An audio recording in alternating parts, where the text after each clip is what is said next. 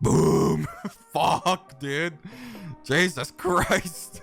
This fucking skill. Little overkill, GGG. I'm pretty sure it's rib brands from the interview with Chris. I'm kind of scared of looking at this. Is it really bad? I usually don't ask for spoilers, but it's bad, right? Wow, look at that. That does look cool.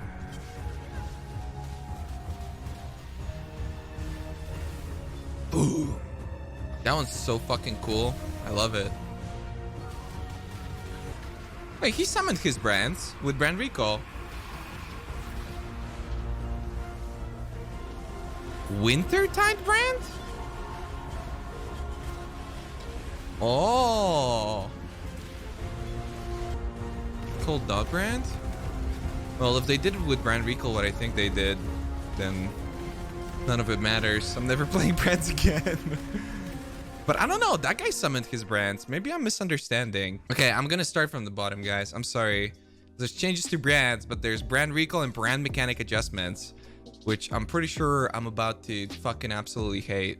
Brand recall still instantly moves your brands to you and activates them. What's the problem then? But no longer refreshes the brand duration. That's fine. It's kind of annoying, but it's cool. It now consumes mana based on the brands recalled. This prevents brands benefiting heavily from awkward support without the same mana upkeep the support usually requires. Yeah, so that was like a solid fix. A common build has ongoing damage with very little input. It should deal below average damage or require massive investment. Makes sense. The cooldown of brand recall has been lengthened.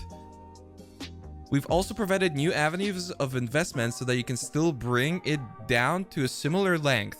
Okay, it's fair. As a small change to remove some more of the potential passivity of brands now return to their original or recalled location when dropped by monsters. What? Rather than the dropped monsters location? Wait, what? This puts a greater focus on brand attachment range and prevents the brands from disappearing into the distance while killing monsters when you've yet to see. I mean, honestly, guys, that's pretty bad. Okay. It's pretty bad, but it's not dead. No more off screen. You can still totally off screen with this, just not like to such a ridiculous degree. You just gotta do enough damage. It's a pretty fucking big hit, but I don't think brands fully lost their identity. It just kind of depends on what they're gonna do with cluster jewels on top of everything. I'm trying to think it over. Is it really painful? No, like your duration's gonna be a lot more inconsistent, but it should still be fine. Because it's not like if it kills a mob, it jumps back, right? It's still going to kill whatever, it's still going to attach itself to whatever mob it can attach itself to. It's just that if there is no mob in range, then it returns to where it was recalled from. Look, it's even sitting here. No, it's, look, the brands, there's 3 brands on the ground. He recalls it and there's 3 brands on the ground. So that means that the ones that are attached are the recalled ones versus the ones that he casted on top of the thing. I don't know. That Armageddon brand, it might still be using the old mechanic. I don't even know what the fuck's going on with this one. I have no idea. If they're still functional, brands would be great. If it's a glorified fucking spell totem, oh, I'm gonna get mad. I'm getting mad right now, even thinking about it. What the fuck? Brands were first introduced many leagues ago with Storm brand and Armageddon brand. Brands are all cast on a location and attached to nearby enemies, repeatedly activating to perform their unique effect. They detach if the enemy dies, ready to jump to another target. See, that is kind of important to mention too, because hopefully a lot of this will mean that through them giving us more options to scale brands and have a higher cost to it, that would make stuff like Armageddon brand work really well, because generally you don't use brand recall that much unless you're really stacking like attachment range. You don't really brand recall that much with Armageddon brand because it has like literally no cast time. So Maybe they just tested it with Armageddon brand and they were like, this is good. Yeah. Oh fuck, imagine if that happened. If none of them played Storm brand, they all tested on Armageddon brand and they were like, yeah, I don't even feel the change. Oh, that would suck. There's no way. I believe in GGG. Arcanist brand is a new brand skill that also supports any triggerable spell linked with it. Each time the brand activates, it triggers a supported spell, allowing you to build your own brand setup, potentially even triggering multiple different spells in succession. Oh, it alternates? Interesting. Like other brands, cast speed affects activation rate, so benefits from most spellcaster investment. So it's just cast speed based? No. Really? Okay, well, that sounds really strong. I don't know. I mean, despite the changes, you can definitely make it work, but there's just such a large disparity between how Armageddon brand feels and how Storm brand feels and how it activates and what kind of delay it's got and how it interacts with brand recall and all this. So, how this could be a natural way for a lot of dot builds in general to clear faster, especially cooldown based ones like Vortex and whatnot, you know? Yeah, if it works like a totem, which it should, or like a trap, then it'll have its own cooldown, which means that you can have multiple vortexes up. So if you're the Vortex build and you're struggling with clear speed, maybe this is the way to fix it. Penance brand. Penance brand builds up energy on the branded target with each activation. When the brand is removed, for example, by its duration expiring, it being recalled, the target dying, or being replaced, all of the energy is released.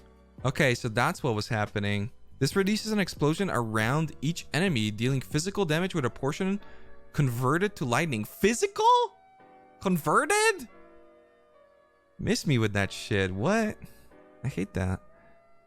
I really am not a fan of what they've been doing with like the conversion stuff.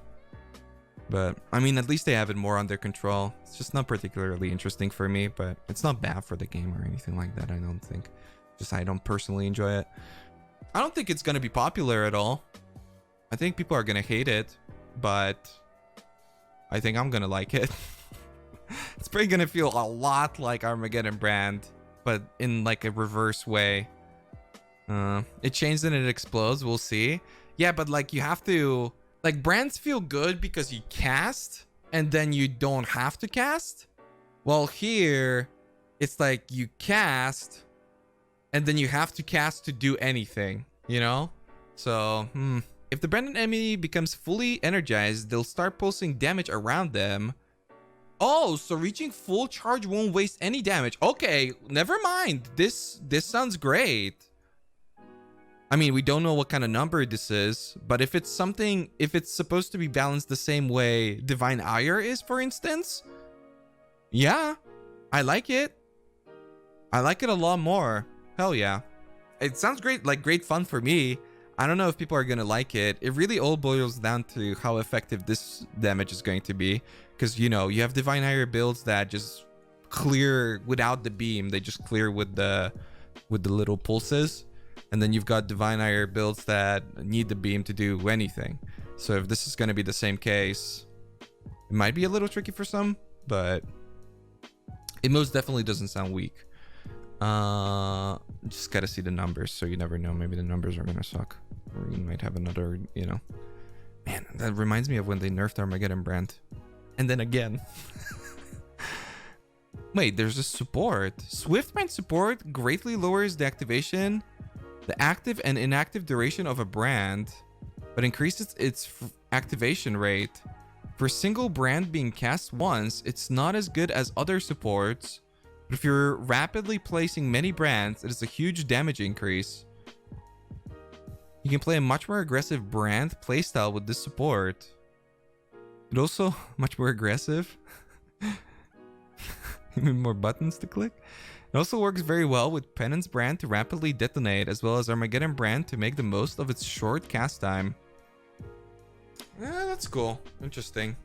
Man, I really wish they would release numbers with posts like this. I understand that it's like way too soon, but I I love Wintertide brand. I think that's a fantastic idea, and I think they did an amazing job at designing it. Penance brand, potential to be outstanding, potential to be really trash. All is in the numbers. I think mechanically it's got some shit going on. Arcanist brand, obviously all the potential in the world.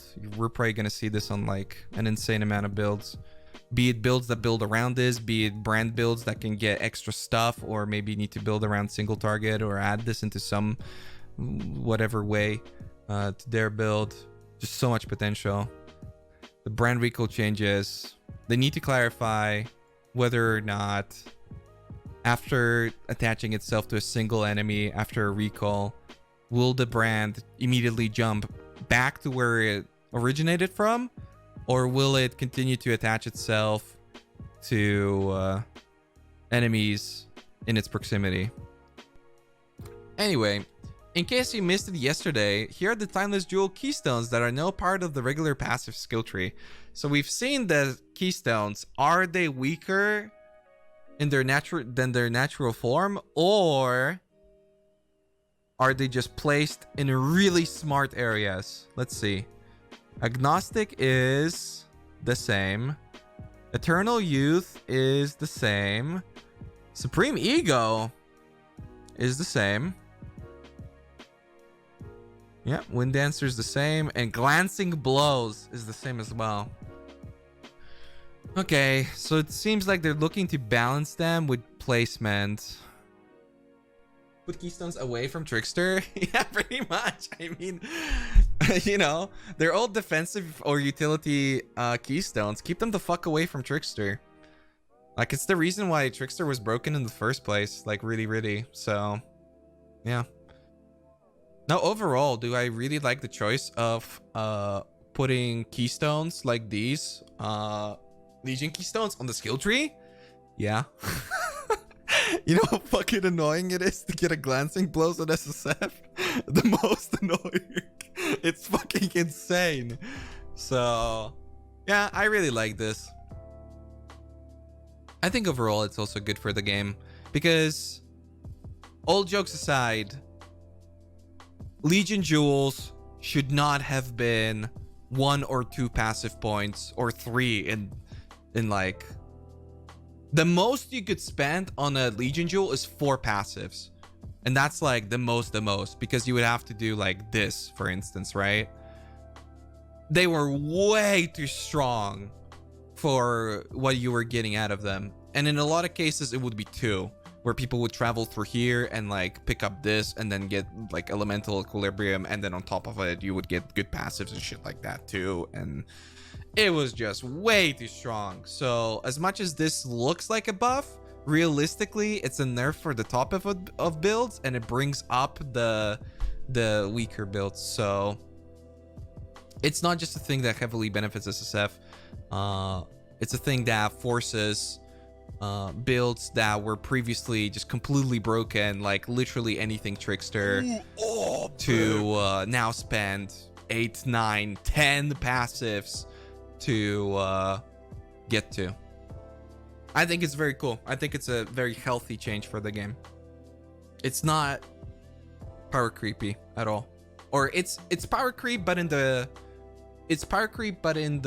right way, like where it's needed, especially this part here. So good. I really like it a lot. Yeah, great. I didn't think that they would do something like that. I'm very surprised by this one. I'm very happy.